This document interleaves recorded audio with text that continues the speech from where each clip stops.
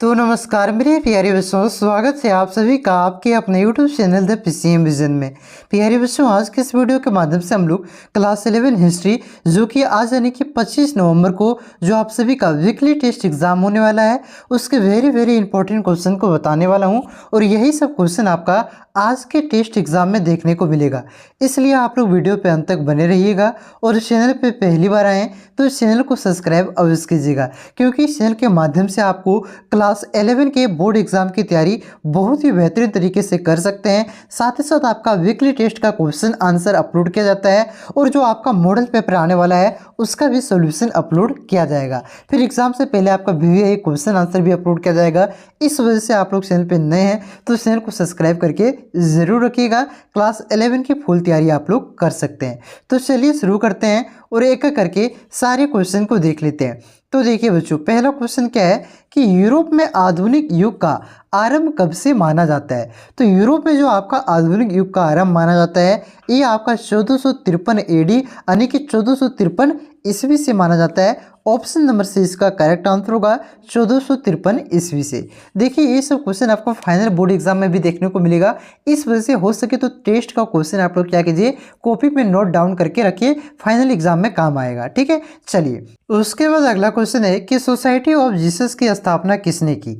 तो society of Jesus की स्थापना आपका इग्नेशियस लोयोला ने किया था। ऑप्शन नंबर से इसका करेक्ट आंसर होगा इग्नेशियस लोयोला। उसके बाद देखिए अगला क्वेश्चन आपका क्या है कि द प्रिंस पुस्तक के लेखक हैं, यानी कि द प्रिंस पुस्तक की रचना किसने किया था। तो द प्रिंस पुस्तक की रचना आपका मैकाइवली ने किया था। ऑप्शन नंबर सी इसका करेक्ट आंसर होगा मैकाइवली। उसके बाद देखिए अगला क्वेश्चन आपका क्या है कि हेलमोंट ने किस गैस का आविष्कार किया था। तो हेलमोंट ने आपका नाइट्रोजन गैस की खोज किया था। ऑप्शन नंबर सी इसका करेक्ट आंसर होगा नाइट्रोजन गैस। उसके बाद देखिए बच्चों अगला क्वेश्चन आपका क्या है कि पुनर्जागरण काल जाना जाता है। तो पुनर्जागरण काल को और किस नाम से जानते हैं। तो पुनर्जागरण काल को आपका सांस्कृतिक विकास के नाम से भी जाना जाता है। बहुत ही इंपॉर्टेंट क्वेश्चन है, याद रखिएगा। पुनर्जागरण काल को आपका सांस्कृतिक विकास के नाम से भी जाना जाता है। ऑप्शन नंबर ये इसका करेक्ट आंसर होगा सांस्कृतिक विकास। उसके बाद देखिए अगला क्वेश्चन आपका क्या है कि मानवतावाद का जनक किसे माना जाता है।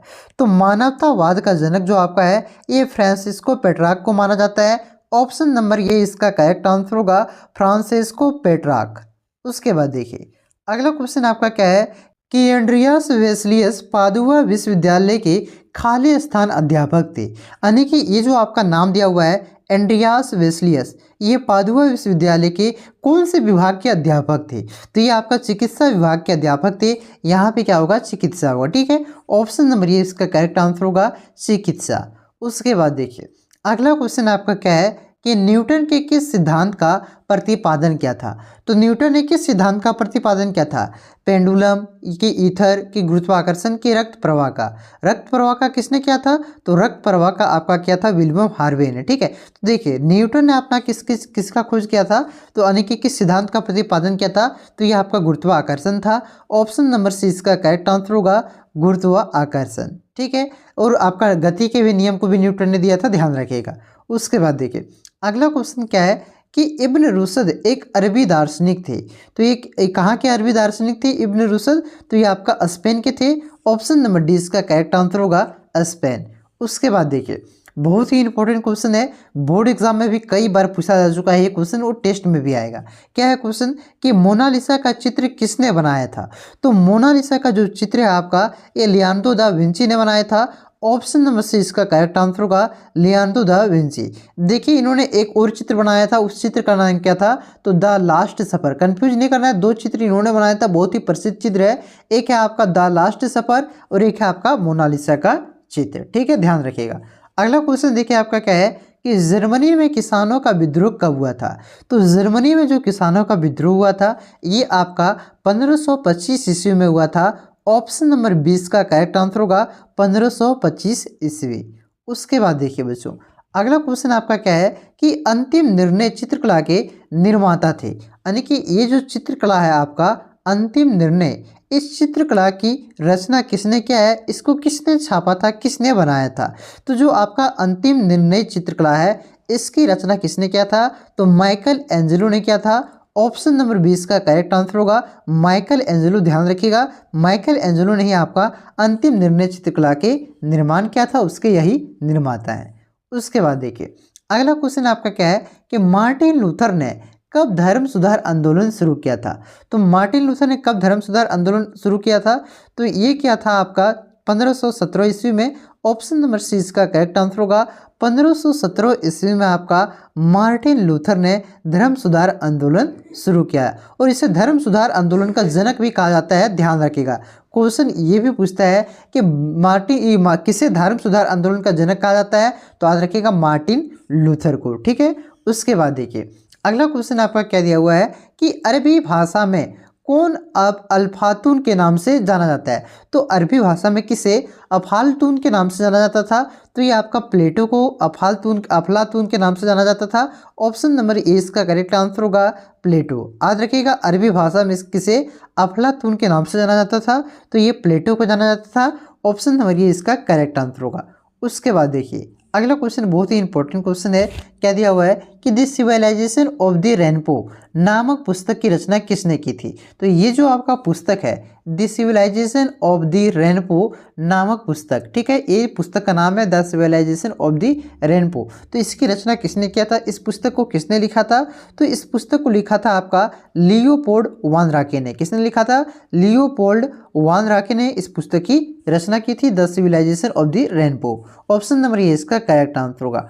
अगला क्वेश्चन देखिए आपका कि ग्रेगोरियन कैलेंडर की प्रचलन में लाने वाले पोप थे। पोप क्या होता है, तो ईसाई धर्म का जो गुरु होता है, पंडित होता है, उसी को पोप कहा जाता है। तो जो आपका ग्रेगोरियन कैलेंडर है ये कौन से पोप ने आपका प्रचलित में लाया था, किसने ये कैलेंडर को दिया था। तो ये जो इस कैलेंडर है इसको किसने दिया था, तो इस कैलेंडर को आपका दिया था ग्रेगोरी 13वीं ने। किसने दिया था, तो ग्रेगोरी 13वीं ने इस कैलेंडर को दिया था। ऑप्शन नंबर सी इसका करेक्ट आंसर होगा। ठीक है, और ये कब से प्रचलन में आया था, तो 1582 के आसपास से आपका ग्रेगोरी कैलेंडर प्रचलन में आया था। अगला क्वेश्चन देखिए आपका क्या है कि कैंटरबरी टेल्स के लेखक कौन है। तो ये जो पुस्तक है आपका कैंटरबरी टेल्स, इसकी रचना किसने किया है, तो इसकी जो रचना क्या है आपका जियोफ्री चौसर ने किया है। ऑप्शन नंबर सी इसका करेक्ट आंसर होगा जियोफ्री चौसर। ठीक है, उसके बाद देखिए अगला क्वेश्चन आपका क्या है कि मानवतावाद के प्रसार में किसका योगदान था। तो मानवतावाद के प्रसार में आपका पेट्रार्क का योगदान था। ऑप्शन नंबर 20 का करेक्ट आंसर होगा पेट्रार्क। ठीक है, बहुत ही इंपॉर्टेंट क्वेश्चन है, याद रखिएगा मानवतावाद के प्रसार में किसका महत्वपूर्ण योगदान था, तो ये पेट्रार्क का योगदान था। ऑप्शन नंबर 20 का करेक्ट आंसर होगा। चलिए अब यहाँ पे हम लोग कुछ सब्जेक्टिव क्वेश्चन देख लेते हैं, यही सब क्वेश्चन आपको देखने को मिलेगा। ठीक है, देख के आइएगा, उसके बाद मिला लीजिएगा। देखिए क्वेश्चन आपका क्या है कि पुनर्जागरण से आप क्या समझते हैं। पुनर्जागरण देखिए आपका फ्रेंच भाषा का एक शब्द है, रेंसो से बना हुआ है। कौन से शब्द से आपका पुनर्जागरण बना हुआ है, तो याद रखिएगा रेंसो शब्द से बना हुआ है, जिसका अर्थ क्या होता है, तो उसका अर्थ होता है फिर से जगना। 2 नंबर का क्वेश्चन आएगा, इतना ही लिखना है आपको, क्योंकि 2 नंबर का जो आंसर आपको देना है वो आपका एक वाक्य या तो आपका एक शब्द में देना है। ठीक है, ध्यान रखिएगा, तो इतना ही आपको देना है, एक वाक्य तो एक शब्द में। तो क्या लिखिएगा पुनर्जागरण से आप क्या समझते हैं, तो पुनर्जागरण फ्रेंच भाषा के शब्द रेंसो से बना है, जिसका अर्थ क्या होता है, फिर से जगना होता है। देखिए ये ऑब्जेक्टिव क्वेश्चन मैंने आपको 18 कराया, 18 में से 10 ही क्वेश्चन देखने को मिलेगा, 18 में से 18 नहीं आएगा। ठीक है, 18 नहीं 10 ही क्वेश्चन आएगा, 18 मैंने आपको करवाया है, और ये 18 आपको 18 से ही 10 देखने को मिलेगा। ठीक है, चलिए अगला क्वेश्चन आपका देखिए क्या है कि सबसे पहले छापाखाना का निर्माण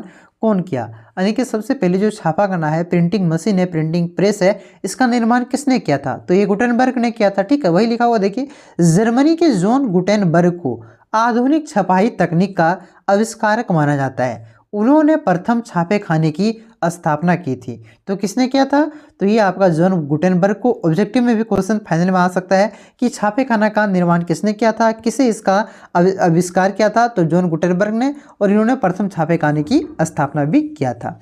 अगला क्वेश्चन देखिए क्या है कि मार्टिन लूथर कौन थे। तो मार्टिन लूथर आपका कौन थे, तो एक धर्म सुधारक थे। वही यहाँ पे लिखना आपको कि ईसाई धर्म में प्रोटेस्टवाद नामक सुधारात्मक आंदोलन चलाने के लिए विख्यात थे। तो ये भी लिख सकते हैं, तो डायरेक्ट आप लोग लिख सकते हैं। 2 नंबर में क्वेश्चन आएगा कि मार्टिन लूथर कौन थे, तो मार्टिन लूथर को धर्म सुधार आंदोलन के जनक के नाम से जाना जाता है। इन्होंने सबसे पहली बार धर्म सुधार की प्रयास के लिए आंदोलन चलाया था। ठीक है, चलिए अगला क्वेश्चन देखिए आपका क्या है कि यथार्थवाद से आप क्या समझते हैं। ठीक है, यथार्थवाद से आप क्या समझते हैं। देखिए, यथार्थवाद से तात्पर्य उस विचारधारा से है जो उस वस्तु एवं भौतिक जगत को सत्य मानती है जिसका हम ज्ञानोद्रियों द्वारा प्रत्यक्ष अनुभव करते हैं। पशु, पक्षी, मानव, जल, थल, आकाश इत्यादि सभी वस्तुएं हम प्रत्यक्षीकरण कर सकते हैं, इसलिए ये सभी सत्य एवं वास्तविक है। कहने का मतलब ये हुआ कि यथार्थवाद विचारधारा से, इसका क्या है, एक विचारधारा है जो कुछ भी हम लोग वस्तु एवं भौतिक जगत को सत्य मानते हैं, हमारे ज्ञान इंद्रिया के द्वारा जो प्रत्यक्ष रूप से अनुभव करते हैं, जिससे आपका पशु पक्षी हो गया, मानव हो गया, जल थल आकाश पानी जो मान ये सब है। ठीक है, जितने भी प्रकार के वस्तुएं हैं ये सब क्या इन वस्तुओं को हम क्या कर सकते हैं, प्रत्यक्षीकरण कर सकते हैं, इसलिए सभी सत्य एवं वास्तविक है। ठीक है, मतलब यथार्थवाद क्या है, डायरेक्ट कर सकते हैं, एक विचारधारा है। क्लियर है। तो यहाँ पे हम लोगों ने ज़्यादा सब्जेक्टिव क्वेश्चन नहीं, ज़्यादा ऑब्जेक्टिव क्वेश्चन ही मैंने आपको करवाया, क्योंकि मैं बार बार बोलता हूँ और वही बात फिर बोलूँगा कि आपके फाइनल एग्जाम में सिर्फ ऑब्जेक्टिव क्वेश्चन पूछ जाएंगे। तो फोकस हमें किस पे करना है, ऑब्जेक्टिव क्वेश्चन पे करना है। ठीक है, जितना टेस्ट में सब्जेक्टिव आएगा उतना ही मैं आपको बताऊंगा, उससे ज़्यादा नहीं बताऊंगा।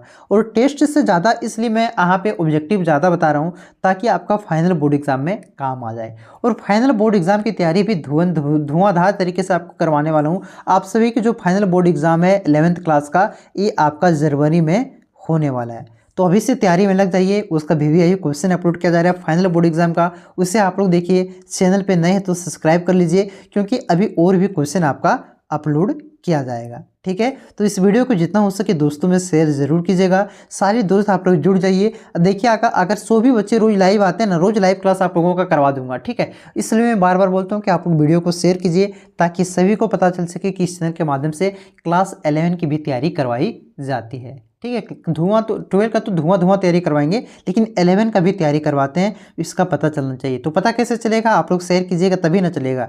ठीक है, तो वीडियो को शेयर आप लोग कीजिए, जितना से ज़्यादा हो सके। ज़्यादा स्टूडेंट आप लोग जुड़िएगा तो लाइव क्लास आप लोगों का स्टार्ट कर दिया जाएगा। लेकिन ज़्यादा स्टूडेंट नहीं जुड़ते हैं तो लाइव में थोड़ा बोरिंग लगता है। ठीक है, कम से कम 100 जुड़ जाते तो आंसर फटाफट आता, तो बोरिंग नहीं लगता है, इस वजह से मैं वीडियो अपलोड कर देता हूँ। ठीक है, तो ज़्यादा जुड़िए आप लोग, सब्सक्राइब कीजिए चैनल को, दोस्तों में शेयर कीजिए। मिलते हैं नेक्स्ट वीडियो में, बहुत ही जल्द आप लोगों का लाइव क्लास भी शुरू कर देंगे। ठीक है, चलिए, जय हिंद, जय भारत, जय झारखंड।